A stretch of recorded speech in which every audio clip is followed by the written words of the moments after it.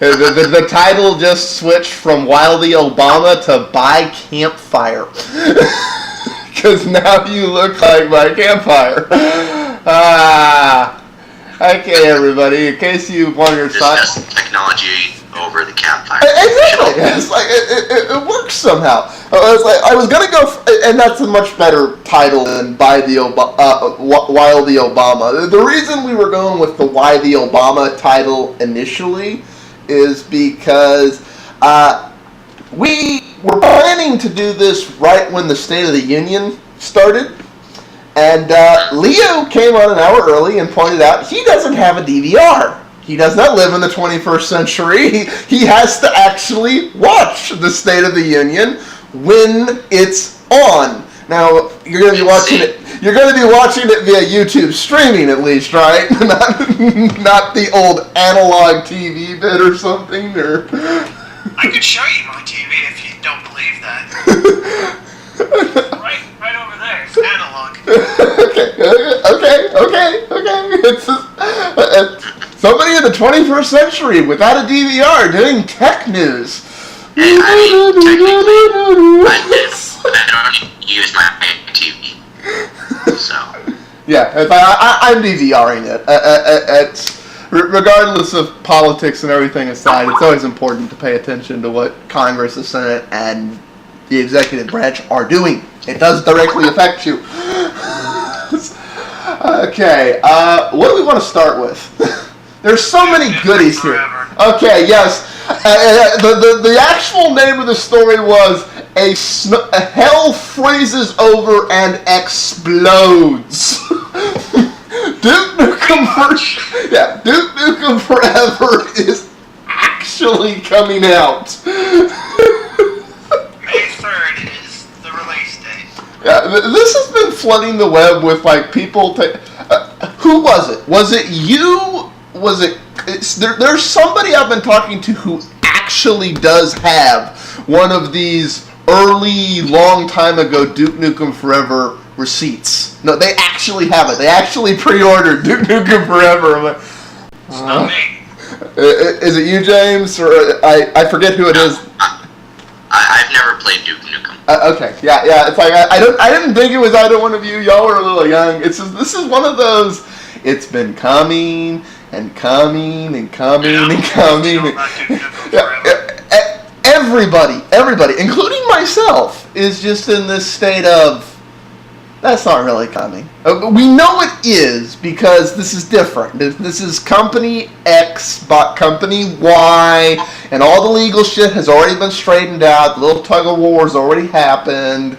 So it's like this date is the date they have to sell by to break even, if not make a little bit of money. It's like it's going to actually happen.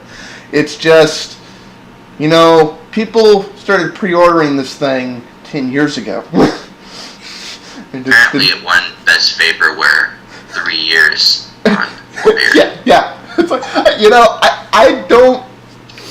I realize there's several other things that have a potential all-time Best Vaporware.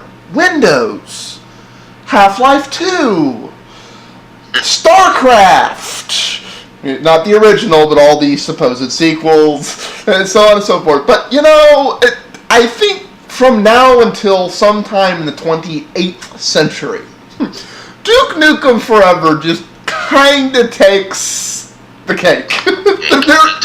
There isn't even a second contender. Because there's Delayed, and then there's people actually bought the product, and a decade of their life went by, and they still don't have it. People who bought the product back then, are they going to get it? Are they going to get it for free without buying it again? The honest guess on that is nobody knows, but if they're smart, that they will do that. They'll invite these people to do it, considering most of them have grown up, and they're not even the kids that bought it anymore because it has been a decade. And what's really funny is some of these people who pre-ordered Duke Nukem Forever, as is the famous receipt that's going around the internet, they didn't even really pre-order it. They did something like they went to a GameStop, a store that really technically no longer exists but was bought by another company, pre-ordered it, with a partial credit, in which they didn't fully buy it, but they bought a pre-order to have like blah percent or blah dollars off, and that arrangement is with company XYZ, most of which no longer exist. So there are people who actually fully pre-bought it, but there's a lot of these pre-orders that are stuff like that. It's like if I bought a Circuit City coupon, there isn't a Circuit City anymore. Circuit City gift cards are no use to anyone anymore.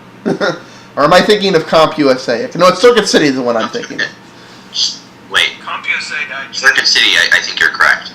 Yes. Okay. Yes. Okay. Yeah. That's like, but yeah, it's like. Circuit City was used to teach a lesson in economics in my class. That one. Yeah. Yeah. It's just like there's this.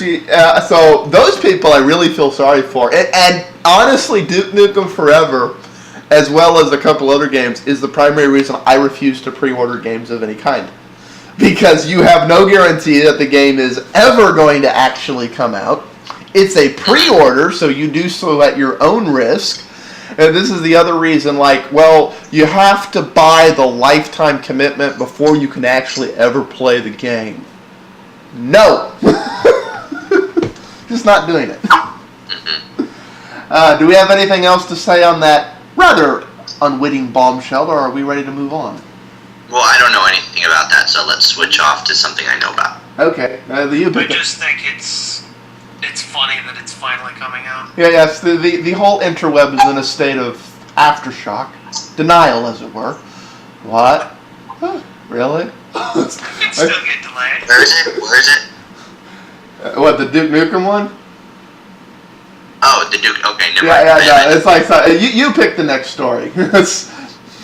All right. Let's do Verizon hates net neutrality. It's always nice to get a little bit of politics in your technology soup. Yeah. I just have to laugh at. I have to really laugh at this one because, well, okay, Verizon is now suing. Is one of these companies spearheading the anti-net neutrality. It's like this net neutrality law is bad. We need to take it away. It's anti-competition. We need to get rid of net neutrality. Net neutrality is bad. This is really funny when you think about the fact that Verizon, alongside Google, was one of the companies spearheading before they got the iPhone for saying, no, we need net neutrality. Neutrality is good. We're all for neutrality, as long as it doesn't impede on the cell phone networks. And now that is not the case, and they have the iPhone, so they're now part of the Apple lock-in, yes, it's good for one company to control everything business model. All of a sudden, their position is 180 the other way. And not only do they say it's bad for cell phone networks, but it's bad for everything.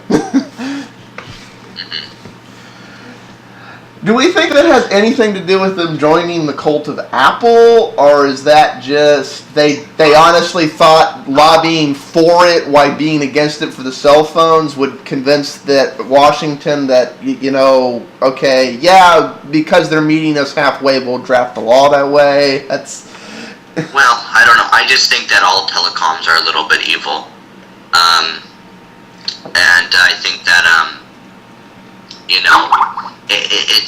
I just think that it's so dangerous what's happening right now.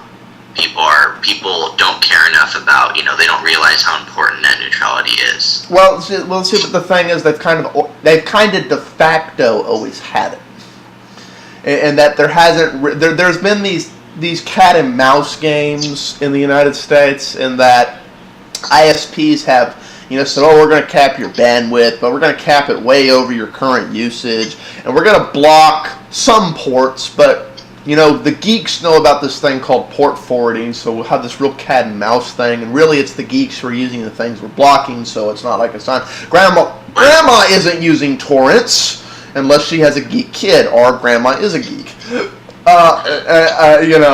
It's just like the fact that we found out, actually I think it was last week or the week before, that the majority of people who are funding AOL are people who have no need for it at all, but they don't realize it.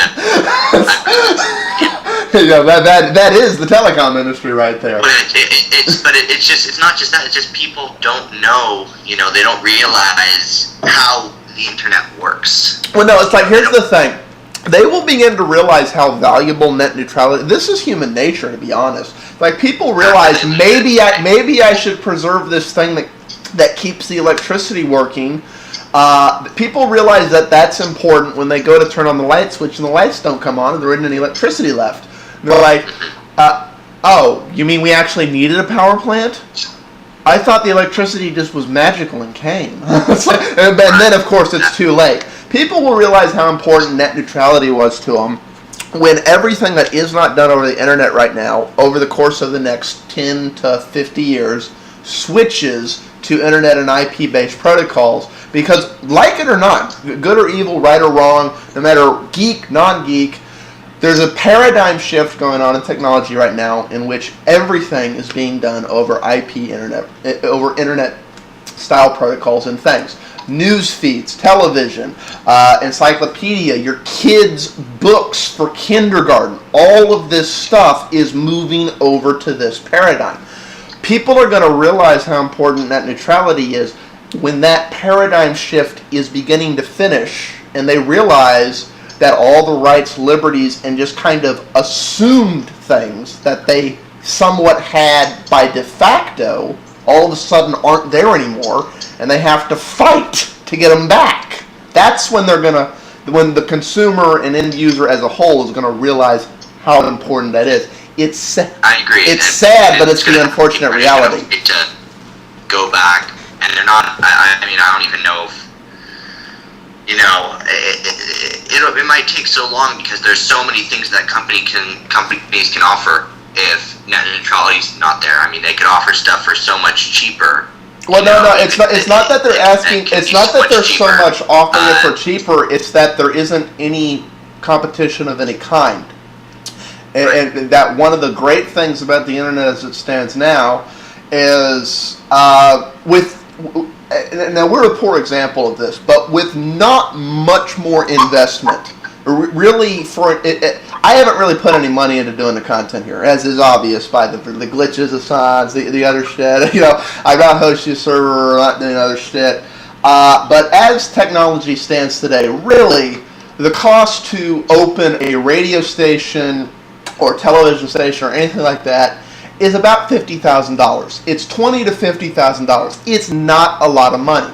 That makes it accessible. And there goes the Skype. Hello.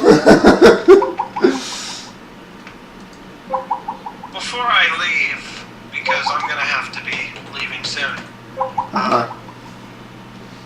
Are we still recording? Yeah, we're still recording. Awesome. I love this show's quality. I make no allusions to professionality here at all. You said something about there being no competition. Were you talking about as far as ISPs are concerned? I'm talking about as far as everything's concerned. But let me paint the future for you in a no net neutrality.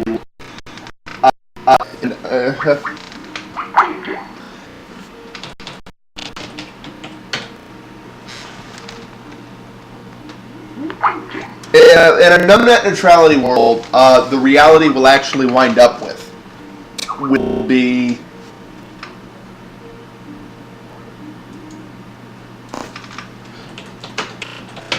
what we'll wind up with is we'll never get off the cell phone company. We'll never get off the cable companies. Right?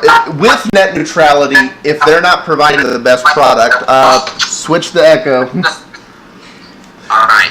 If they're not providing the best product, what we'll wind up with is, you'll never nobody will ever be able to compete with them. Basically, they own the industry. They don't have a choice. And we decided a long time ago that was bad. We said, no, company XYZ should not own the industry as a whole. They should own their infrastructure, but if somebody wants to come along and compete,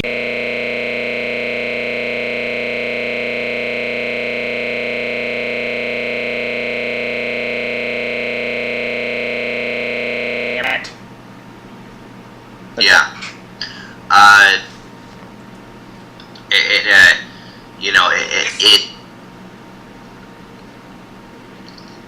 If you saturated the market with providers, though. well, no. But say that's the thing. Without net neutrality, here's the type of thing you're going to see, and it's already starting to happen. I'll give you an example. AT&T has capped their bandwidth at 2 gigabytes. They've said, no. Nobody can use Internet Mobile. Internet Mobile is bad. It clogs our network. It destroys it. At the exact same time they're making that argument, they launched Uverse for mobile, which incidentally doesn't use your bandwidth and is an AT&T service. What you'll wind up with is a world where you can buy whatever you want as long as you get it from the company who's providing your connection. If you're getting it from anybody else, you're going to run into caps and things, and that's on the wrong port. And basically, if you're getting your internet from AT&T, you have to get your TV, your books, your web pages, everything must go through AT&T. If AT&T decides they're liberal and you're a conservative, you can't watch the news without spending an arm and a leg. That's the world of no net neutrality. Not. I understand that, but theoretically, if we invested a lot of money into that particular market, could we not build a system where people can just choose to abandon people who embrace a non-neutral stance? Well, okay, the only way you could do that, and I know you got to go in a minute. I'm not like cutting you off, James. It says Leo's fixing to go in a minute, and you and I are going to talk about this when he does. What happens, the only way you can do that is basically you have to create an access infrastructure, basically a nationwide Wi-Fi optical network, preferably planet-wide Wi-Fi and optical, that's run by a non-profit company whose mission statement is competition. We're going to make accessibility an option to force competition even though there is no neutrality. Basically mandated neutrality, and it would have to be run by not necessarily a non-profit, but a non-profit-like organization who is just so altruistic that they're uncorruptible, despite the fact that they could be trillionaires if they decided to throw this, you know what, we shouldn't really give a shit about people. We should just make a bunch of money. If deciding that they can avoid that temptation and just completely ignore it and actually just honestly do what's in the best interest of the end user, not rape, plunge, and gouge, but just be completely altruistic. There are a few people on the planet who could live in that ideal world. Most of them are not in charge of multi-billion dollar infrastructures. Is it possible to turn broadband into something kind of like a utility? Well, that's what they're trying to do with net neutrality. What into a utility? What he's talking about is what they're trying to do with this legislation. The whole backstory of this is originally internet broadband was classified as a technology that wasn't a utility but was regulated like utility. Then lobbyists went to Washington and said, oh, no, they're not really a utility. They need to be set free. We need to get rid of all of this. And the regulators agreed. Then Comcast started doing things like monitoring ports and putting bandwidth caps and doing other things. And hey, wait a minute, that isn't right. That's anti-competition. You can't do that. So the regulators went in and said, no, you have to stop this. And they turned around and said, you said we're not a utility anymore. You take this. You took all of this away. You don't have the power to tell us what to do anymore. Fuck off. However, it's bad PR, so we'll do it just to kind of get you off our back. Then the regulators realized, holy shit, we've let these guys loose. We need to put them back under our thumb. So we're going to turn them back into a utility, which they don't really fit into, but we're going to classify them as that so they have to listen to us, and so on and so forth. And honestly, the last thing we want is for them to be a federally regulated utility. Because one of the big advantages of internet connections, especially in the States right now, is that there's no tax on them. If I could get a cell phone carrier to sell me a data-only plan with no voice, and I just did everything over a VoIP account, there's no taxes on it. There's no federal regulatory taxes, no utility taxes. That's part of what makes the bills so fixed and so regular and so computable. If we subject it to that, you're going to see the same taxes on every internet connection and every broadband connection that you do on your cell phone thing. This little, oh, well, my bill's $50, but somehow my bill winds up being $79 by the time they get done. Well, I'm out. Yeah, what I truly think is that Leo left. Leo left, and I've switched us to 2-camera mode. Alright, anyway. But, what I think is that, all this stuff about paying per byte, paying for gigabytes, it doesn't make sense to me. Because unless you're a cloud host, it doesn't, cost you for byte of transfer. It costs you based on how much bandwidth people are using. So I just think that they shouldn't be able to charge based on amount. What they're trying to do is come up with a way. Basically, they're trying to equate an internet connection to a cell phone minutes plan, because we're demonizing the telecom industries here, saying, "Oh, these evil people, they just won't give it to us."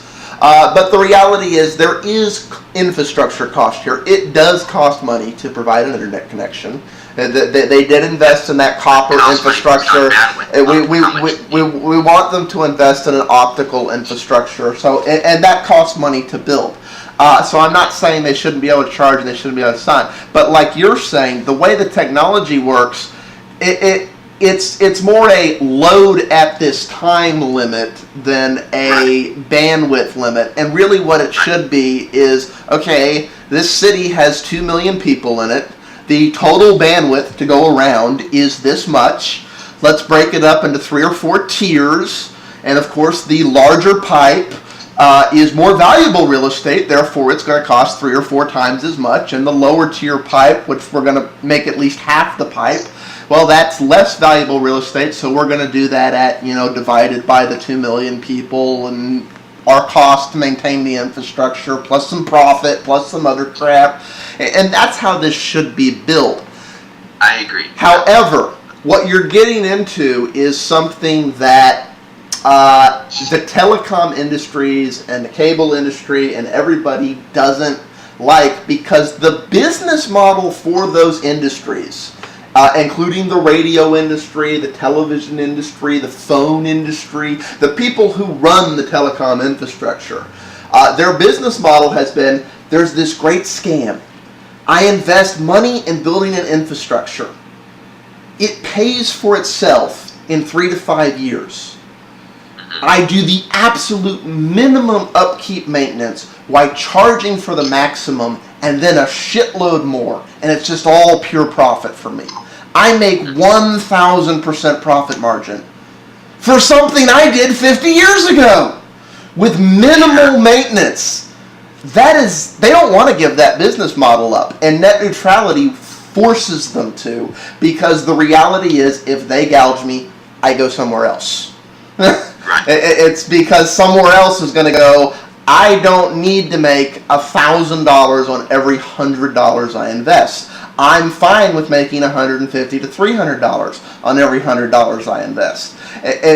Basically, it lets people who aren't as greedy get into this industry and focus on customer service, and they just can't compete with that. So they're trying to prevent that competition at all. Well, they can compete with that, and it's called competing. Well, yes, and ultimately, but see, here's the thing.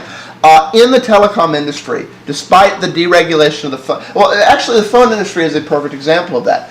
What winds up happening when true competition winds up taking charge, even though true competition does take a while, if we actually have true guaranteed net neutrality, do I expect Fox, NBC, CBS to be competing with little rinky-dink startups like me anytime soon? No, that's going to take 20 to 50 years. But one day, we would look at the beginning of the end of the 20th century, beginning of the 21st century of, boy, this is when it all changed. This is when a 10-year-old could actually compete with a multi-billion-dollar television station on the same level. And that's a great thing. It really is, because it's true competition. But they don't want that. And it's the ominous they. But the reality is, when that happens, it's the same thing that happened with the phone industry. When VoIP came along, internet connections became more solid, and net neutrality is tied to that too. But when you deregulated the phone industries and you said phones didn't have to take place over phone networks and so on and so on, we got this race to the bottom. And the reality is, you can get a phone number as long as you don't need a landline or something for as little as $1 a month. You can have a $1 a month phone as opposed to $50 to $75 a month minimum for a phone. So that's the difference in price that true competition winds up on, and it winds up being a very quick race to the bottom.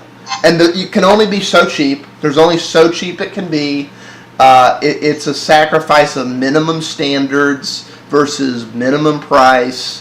Some companies will just go for the cheapest price, worst customer service. Others will go, well, if we want to have customer service, we have to have people in call centers, and we have to be paying them, and that ups our minimum price. But we think the end user is going to have. Realistically, like I said, you can get it for $1 a month. I personally wouldn't buy them, because if something goes wrong, I'd like somebody to call and yell at.